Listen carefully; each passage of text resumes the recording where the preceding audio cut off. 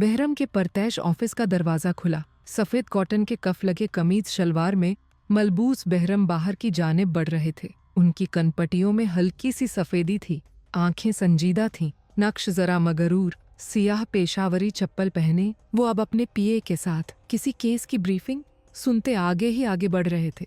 साथ चलता पीए उनकी रफ्तार से कदम मिलाने में हलकान हो रहा था। उसके लिए चलते चलते उन्हें केस की ब्रीफिंग देना कठिन महसूस हो रहा था। बहुत से वर्कर्स को सर के खम से जवाब देते वो लम्हा बलम्हा साथ चलते जमीर को भी देख लेते थे।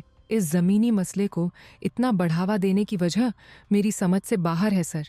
कार का पिछला दरवाजा उनके लिए खोलते हुए जमीर ने ना समझने वाले अंदाज में कहा था। फिर दूसरी जानिब का दरवाजा खोलकर अंदर आ बैठा। साथ ही ड्राइवर को चलने का इशारा भी किया। ये जमीन किसकी है? उन्होंने पूछा तो जमीर ने उनकी जानिब देखा। क्या मतलब? आपकी है सर। और मैं उनका कौन हूँ जिनके खिलाफ हम केस लड़ रहे हैं? आप उनके हरीफ हैं। बिल्कुल। और जब कोई हरीफ होता है तो उसे कैसे हराया जाता है? वो नरमी से सवाल करते लम्हा भर के लिए जमीर को सोचने पर मजबूर कर गए थे। वो चंद पल उन्हें देखता रहा। जब कोई हरीफ होता है तो उसे कमजोर किया जाता है, फिर हराया जाता है। वो आम सी शक्लो सूरत का पतला दुबला सा लड़का था, बमुश्किल 25 साल का। उसके बाल हल्के थे और चेहरे पर ताज़ा बनी शेव के आसार थे। वो अपने काम के साथ सच्चा और संजीदा लगता था, इसीलिए वो बहरम को पसंद था। बिल्कुल। और अपने हरीफ को कैसे कमज़ोर किया जाता है? गाड़ी अब कुशादा सड़क से कच्ची सड़क पर सफ़र करने लगी थी। दरख्तों की एक तवील कतार पीछे की जानिब दौड़ रही थी।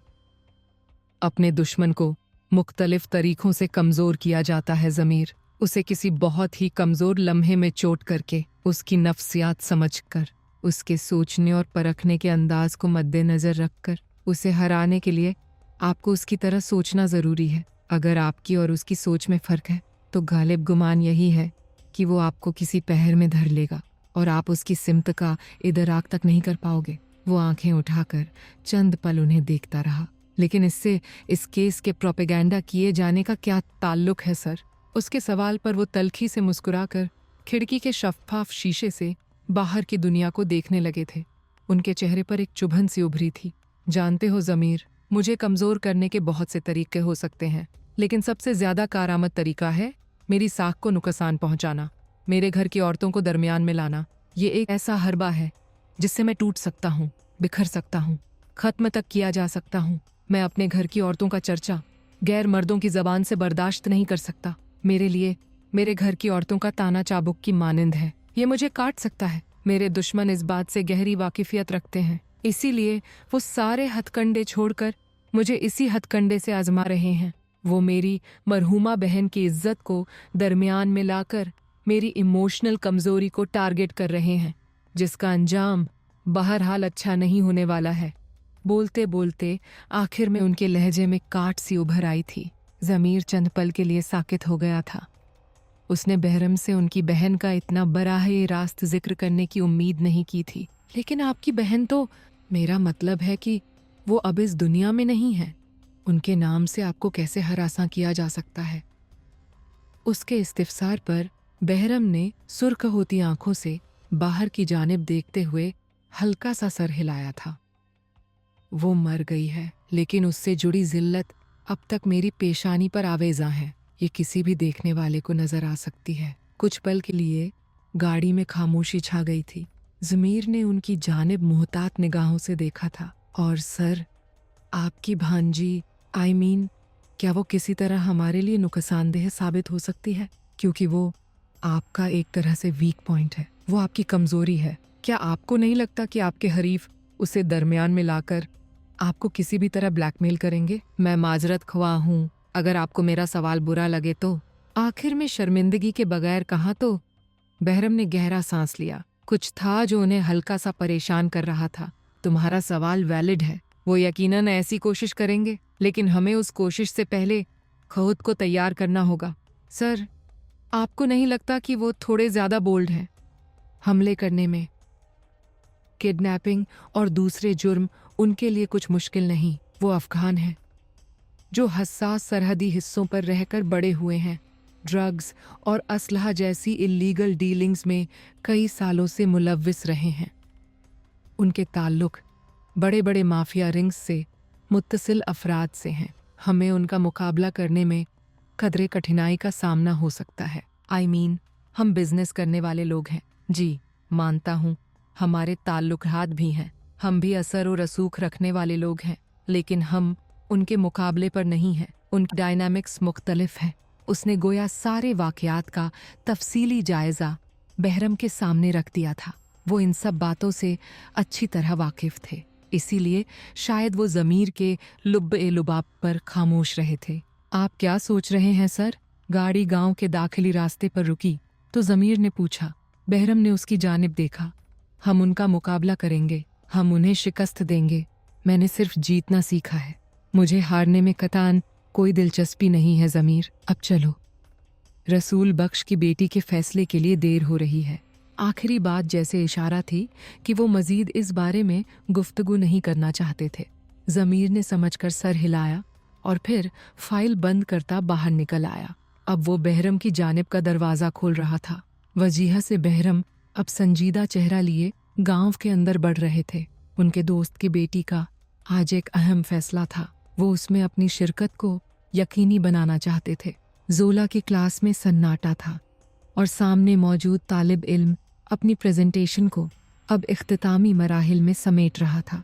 वो इस क्लास का होनहार तालिब इल्म हरीरा था। उसकी नाकाबिल ए बयान हद तक बेहतरीन प्रेजेंटेशन को देखकर जोला को अपनी तैयारी फीकी महसूस होने लगी थी। उसकी प्रेजेंटेशन के बाद सर हामिद समेत क्लास के बाकी तालिब इल्मों ने भी तालियां बजाई थीं। हरीरा किसी फातेह की मानिंद अपना इलाका फतह करके लौट रहा था। अगला नाम उसका था, जो अब सर हामिद कॉल कर रहे थे। उनकी करख्त आवाज़ पर उसकी रीढ़ की हड्डी सिहर गई थी। क्लास में मौजूद तालिब इल्म उसे गर्दनें फेर फेर कर देख रहे थे। कुछ देर कब्ल हुआ वाक़या उनमें से हर एक के चेहरे पर दर्ज था। वो उन निगाहों से बचती बचाती झीना झीना नीचे उतरने लगी। सर हामिद के सामने से गुजरते हुए उसे किसी चीज़ का एहसास हुआ, शिद्दत से, जैसे वो कुछ भूल रही है।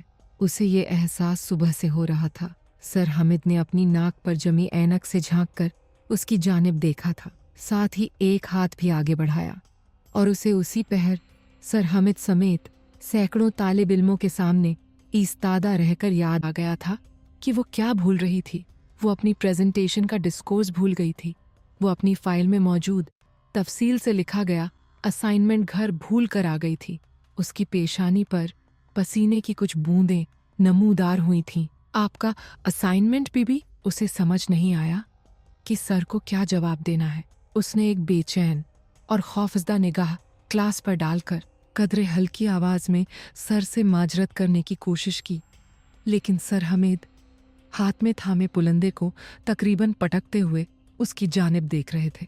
उनकी आंखों में उसने अपने लिए वाजह नापसंदीदगी देखी तो बहुत कुछ गर्क होता नजर आया। उसे लगा गोया वो उन तमाम तालिब इल्मों के आगे सांस लेने में नाकाम हो रही है। उसने बमुश्किल गहरा सांस लेकर अपने सिकुड़ते फेफड़ों को आज़ाद करने की कोशिश की थी। आप अपना असाइनमेंट नहीं लाई हैं? सर हामिद अफेंडी ने अब के कदरे फुर्सत से उसे देखकर पूछा था। उसने बमुश्किल अपनी आंखों में उबलते आंसुओं को रोककर कुछ कहना चाहा, लेकिन उसकी आवाज़ हलक ही में दम तोड़ गई। वो इतनी हिम्मत जमा ही न कर पाई कि उन्हें बता देती कि वो वाकई अपना असाइनमेंट घर भूल आई है। कहते हैं कि एक दफ़ा अगर आपका एतिमाद कुचला जाए तो उसे दोबारा बहाल करना थोड़ा मुश्किल अमल होता है। ऐसा एतिमाद फिर भी बहाल किया जा सकता है, लेकिन जो एतिमाद हर गुजरते लम्हे के साथ वक्फे वक्फे से किरची किरची किया जाए, उसे जोड़कर दुनिया का सामना करना इस रूए ज़मीन के सबसे मुश्किल मरहलों में से एक मरहला है। ऑडिटोरियम नुमा उस बड़े से कुशादा और चिकने फर्नीचर से आरास्ता कमरे जमात में ज़्यादातर तलबा और प्रोफेसर हामिद अफांदी के सामने खड़ी जोला इब्राहिम ने अपना सारा एतिमाद खो दिया था। वो चंद पल खाली खाली निगाहों से सामने मौजूद उनके चेहरों को तकती रही। कई रातें जागकर तैयार की गई प्रेजेंटेशन के लिए उसके जहन में एक लफ्ज तक नहीं आ रहा था। यकायक उसे बहराम की सुबह कही गई बात याद आई। सर हामिद अफांदी का उसके आगे असाइनमेंट के लिए फैला हाथ उसने गौर से देखा। उनके मोटे से बदनुमा हाथों के छोटे नाखूनों में हल्की सी मैल जमी थी, लेकिन उसका दिमाग उनके हाथों की जानिब नहीं था। उसका दिमाग पीछे बहरम की कही गई एक बात को बार बार दोहरा रहा था। क्या इतना कॉन्फिडेंस है तुम में कि 50 लोगों के सामने प्रेजेंट कर सको? उसने एक निगाह इस क्लास पर डाली। दम साधे उसकी जानिब देखते वो तलबा, बेयकीनी से देखता हुरायरा भी। वो उनके सामने कुछ भी कहने की हिम्मत नहीं कर पा रही थी। शायद मामू के लगाए गए अंदाजे उसके बारे में ठीक ही थे। शायद वो वाकई बाएतिमाद नहीं थी। शायद वो अब तक खुद के साथ साथ बाकी सबको भी झूठ बोलती आई थी। उसने कुछ कहना चाहा, लेकिन हल्क में आंसू थे। मामू ने उसका सारा एतिमाद एक इस्तिफसार से ढा दिया था। वो वाकई 50 लोगों के सामने प्रेजेंट करने के काबिल नहीं थी, न जिम्मेदार थी। वो कुछ भी नहीं थी। मामू शायद सच ही कहते आए थे। सर हमीद अब के बुरे मूड के साथ सामने मौजूद मार्क्स शीट पर सुर्ख मार्कर से कांटा लगा रहे थे। वो अपने असाइनमेंट के मार्क्स खो चुकी थी। बीबी, अपना और हमारा वक़्त बर्बाद मत करें। Present your topic and leave. उनकी जानिब से उसे एक और मौका दिया गया था। उसने गहरा सांस लेकर जलती आंखों को झपकाया, खुद को कंपोज करने की एक नाकाम सी कोशिश की, लब वाय किए और बोलना शुरू किया, लेकिन जुमले बार बार टूट रहे थे। उसका सांस बहाल नहीं था और टॉपिक के अहम नुकात बार बार उसके जहन से महव हो रहे थे। वो हर कुछ लम्हों बाद हाथ में पकड़े नोट्स को देखती, लेकिन उसे रंग बिरंगी स्टिकी नोट्स पर लिखे अहम नुकात नजर ही नहीं आ रहे थे। थूक निगलकर उसने बड़ी मुश्किल से चंद अल्फाज कहे और फिर जल्दी में अपनी प्रेजेंटेशन का इख्तिताम करके लरजते कदमों से वापस जीनों की जानिब बढ़ाई। किसी ने भी उसे सराहने के लिए ताली नहीं बजाई थी। ऊपर कदम रखते हुए उसने कनंखियों से सर हामिद के सुर्ख कलम को देखा, जो अब उसके नाम के आगे 7 का हिंसा बना रहे थे। 30 मार्क्स की प्रेजेंटेशन में उसने महज 7 मार्क्स लिए थे। हल्क में आंसुओं के गोलों पर बड़ी मुश्किल से काबू पाती वो ऊपर आई और फिर अपना बैग, रजिस्टर, पाउच और पानी की बोतल लिए तेजी से जीने उतरकर क्लास से निकलती चली गई। उसका चेहरा हतक से सुर्ख हो रहा था और लब लरज रहे थे। डीन के ऑफिस के सामने खड़े 5 लड़कों के ग्रुप ने एक सुर्ख सी लड़की को बाहर भागते हुए देखा था। जोला को क्या हुआ? रिजेक्ट आसान को किया और रोने वाली खुद हो रही है। फैसल ने तबसरा करके अपने साथ साथ बाकी सबको भी उस पर हंसने का मौका दिया था।